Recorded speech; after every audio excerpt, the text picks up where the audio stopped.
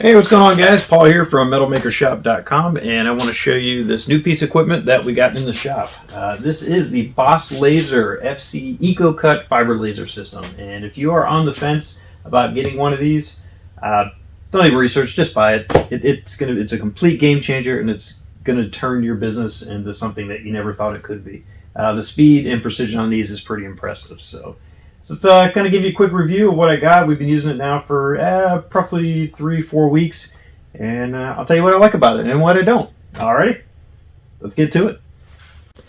Alright, so here's what comes with the system when you order one of these. So you're going to get the actual table. That's all this unit here. You're going to get a chiller unit that we got hiding in the back here. You're going to get a ton of extra hoses that come with it, which is great because depending on where you locate everything, they make sure that you got plenty of stuff to move it wherever you need to. Now the actual laser unit on these, they are separate from the entire table. They put it in this nice heavy duty box, and it's all inside here. It's a Max brand laser. And lastly, if you can see it up there, they're going to give you a blower motor to suck all the fumes and smoke and stuff that comes out of these systems. Now these come in a 1 kilowatt up to a 2 kilowatt system. This one here is the 1.5 kilowatt unit, which I could have went for the 2, but honestly for the extra money I didn't want to spend it, and I really don't need anything more than a 1.5 kilowatt, and I can do up to 3/8 material on oxygen with this, like carbon steel, no problem. So for what I do, I'm mostly working with thin stuff, so wasn't a big deal.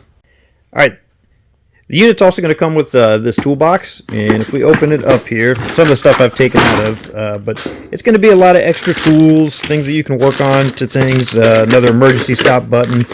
You're going to get a whole bag of different sizes of nozzles, and research those if you actually get one of these units.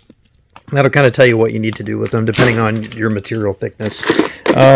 Fittings and whatnot in case there's breaks or you need to move them, couplings, so on and so forth. And then I ordered these extra. They don't normally come with it, but they weren't a lot. I think it was 25 bucks for 10 of these. But these are all the protective lenses that go into the EcoCut system, which I will show you up here when we'll move it up. And that's just basically a consumable part on these lasers that they may have to be replaced over time. So you're also going to get this remote here. I keep mine in a plastic bag just because my hands get pretty nasty, so these get kind of gross. But this thing is super handy, just kind of moving the head and stuff around. That way you're not stuck to the computer here, which I'll talk about the cracked lens here in a second screen.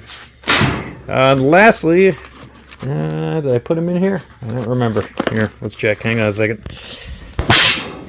Alrighty. No, they are not. Okay, somewhere around here is a really cool looking set of glasses. Ah, got them. Here we go. And you're going to get these laser protective lenses. Looks like something out of Willy Wonka. Yeah. Okay, so it has all these nice pointed slat systems that work out great.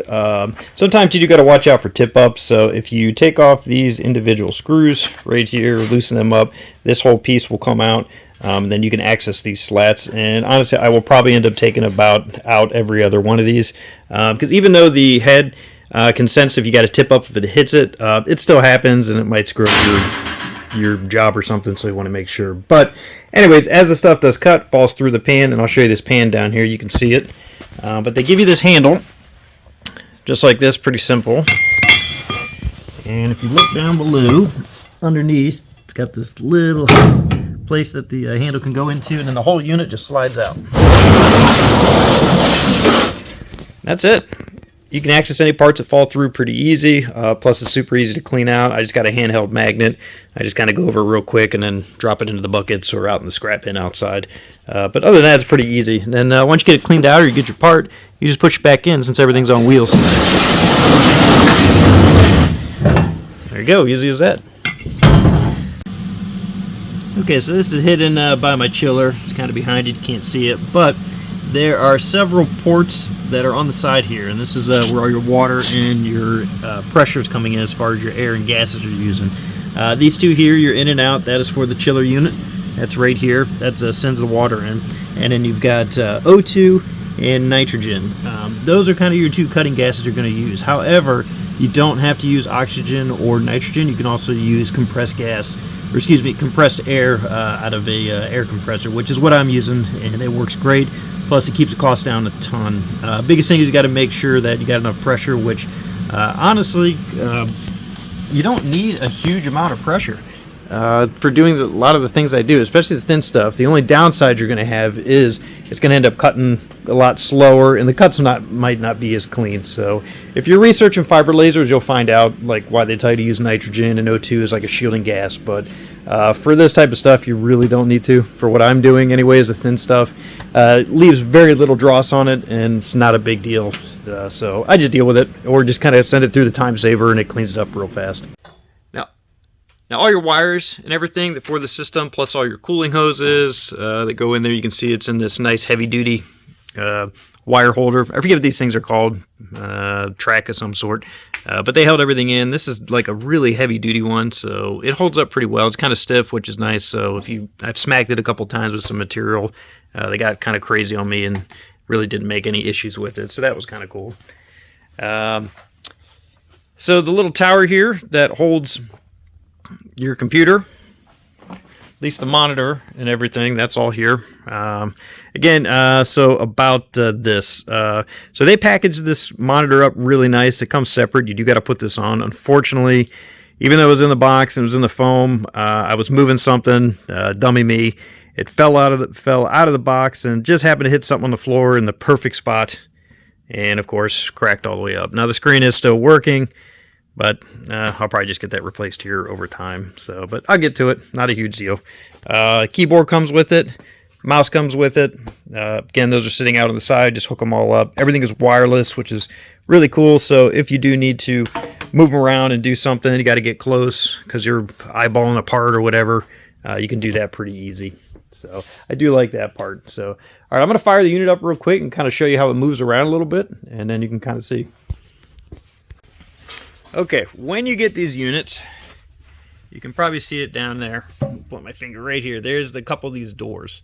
That is where all your electronics are. They're all hidden in the back here. I know it's hard to see, but if you get one of these units and you plug everything and you try to turn it on, it doesn't come on. There is a breaker that's behind these doors here, so make sure you open those up and flip them on real quick.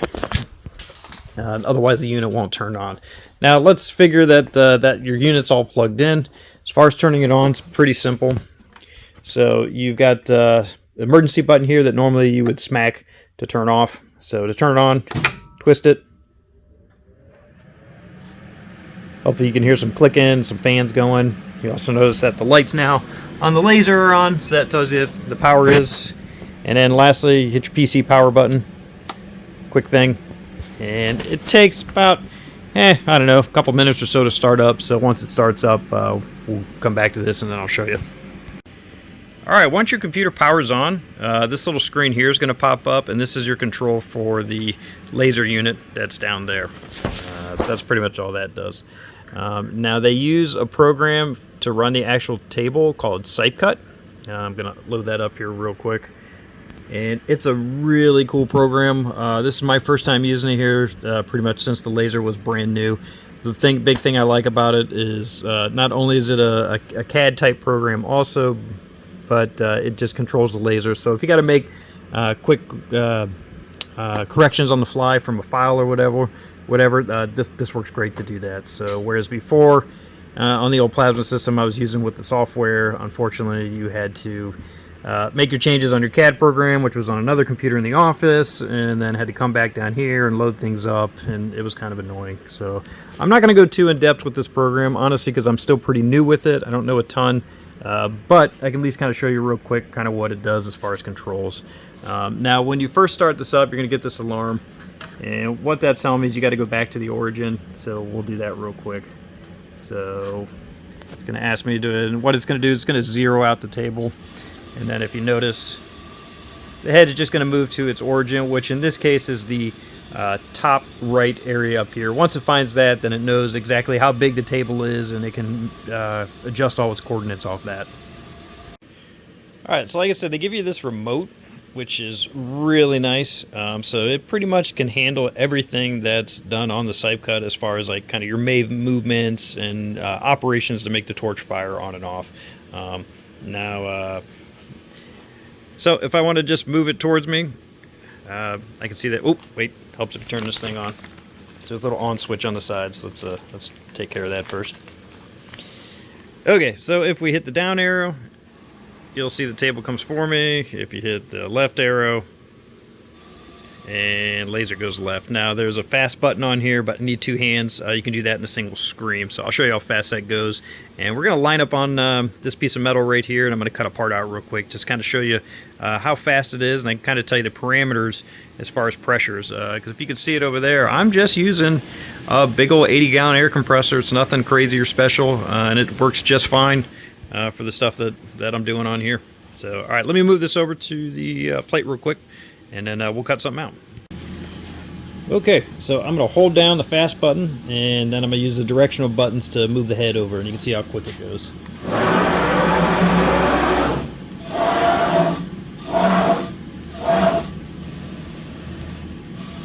Yeah, I think we'll zero out right there.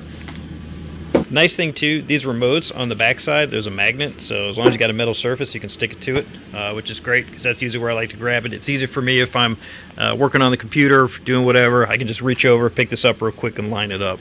And then once you line it up, if you can see here, there's a little red dot, which is extremely helpful when you're lining stuff up. That's exactly where the laser is going to fire, so you know where you are at all times. Now the little thing that we're going to cut out here, I'm going to zoom in. Let's see here. It's just this. Where's it go on the screen? There we go. Okay. Sorry about that. Okay. Pretty tiny. So if I highlight that and I go down, it's just over 2 and a little under 1.5 inches. I just kind of drew it real fast. That's the size that we're going to be using. And this is 16 gauge mild steel hot rolled material. All right, I'm going to cut it out real fast and we'll see how it looks. Alright, here you can see the part and stuff that came out. Edges nice and crisp, circle and everything's perfect. Now here's where I was telling you where I lack a little bit as far as the air pressure and the fact that I'm not using oxygen or nitrogen. You can see kind of around the circle and the edges here, there's a little bit of dross and slag. For what I do, not a huge deal. I just run it through the time saver, cleans it off super fast. But if over time here, I'll start working on my pressures and focal points, and there's some other things in lasers that you can adjust, and hopefully I can get this down to very, very minimal or next to nothing. But honestly, compared to the laser, compared to the plasma, I am super happy with this because this is so much easier to clean off than the massive amounts of dross and slag that happen from the plasma. So overall, super clean cut and consistent, so I can do these over and over again without issue. Okay, so just as perspective, if you're plasma cutting right now, so that was cut, let's see here, so we'll go up in this tab here. Okay, yeah, so that is roughly 6.3 inches a second. That's cutting at about, I think it comes out to around 340 inches per minute. That's most terms that I kind of learned was inches per minute. That's moving, man. That's pretty fast for 16 gauge. And then obviously, if I had a much bigger compressor, I could do a lot faster. But I'm pushing at about 120 psi. And again, my 80-gallon unit holds up to this, and it still leaps and bounds faster than what I was doing before. Where if I was really pushing the plasma machine, I was around 230 inches per minute. But but it was a hit or miss as far as the cut quality and things like that. At least this, we're adding quite a bit more to the speed. And it's consistent every single time. So I'm not having, as the consumables get bad on a plasma, then usually the cut quality goes down. But with these lasers, as long as the mirrors and your lenses and stuff are all pretty good, then you're going to get pretty consistent cuts. I'll show you where that little lens I was telling you about earlier that you got in the pack, the consumables that do come with these. It's real easy to change real quick. All right, hopefully you guys can see this. Now, those lenses that need changed, they're actually inside this little door here, and super simple to get to. So you're going to undo this, loosen that up real fast, and it's on a hinge, which is cool. And then that's inside there. So this whole little carrier unit comes out, it slides, and your lens inside there. I don't want to tip it because I don't want it falling out, but that's where it is. That's the piece that you would be changing. You want to kind of look through it and make sure there's no black spots or crap or whatever else on it. It's a very crucial part to your laser, but pretty simple. Once you change it out, slide it back in, close it back up, tighten, and make sure you're good. Now while we're in this area, if you need to change out the nozzles that are on the end here, that's where it's going to be. So these are simple, and the laser is off, so for safety. But so you unscrew this, and hopefully you can read it here, but you'll see there's some numbers on it, and that'll tell you the size of what your nozzle is and the style and everything, and depending on what you're cutting is going to determine what type of nozzle you'll need. This is a two-part, as you can see in the center there.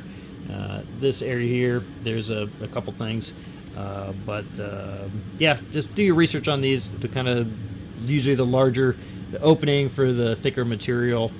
This thin stuff, we can get away with a pretty small one, so it doesn't seem to want to focus, but that's what it is. And then to put it back on, pretty simple, you just screw it back on.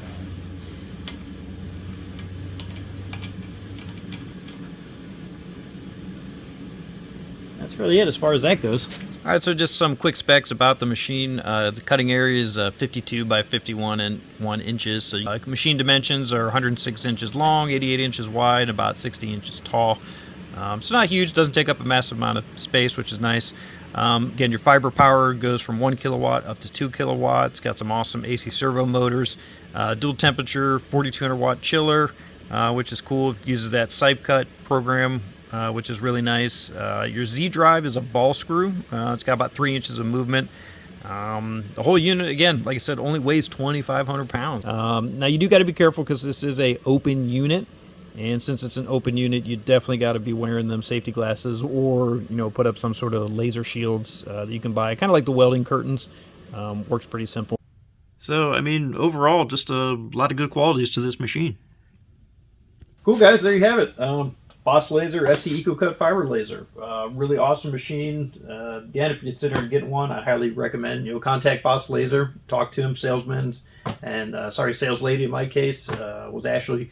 Was super good about answering all my questions, got me hooked up with some calls with the engineers, make sure that what I needed to do, this machine was capable, and to make sure that the power I had at the shop was enough, and the air and stuff that I was using. So honestly, Boss Laser, check them out. I'm really happy with the company. So cool. If you guys got any questions or whatever, hit me up in the comments or shoot me a message or something. Hopefully I can help you out.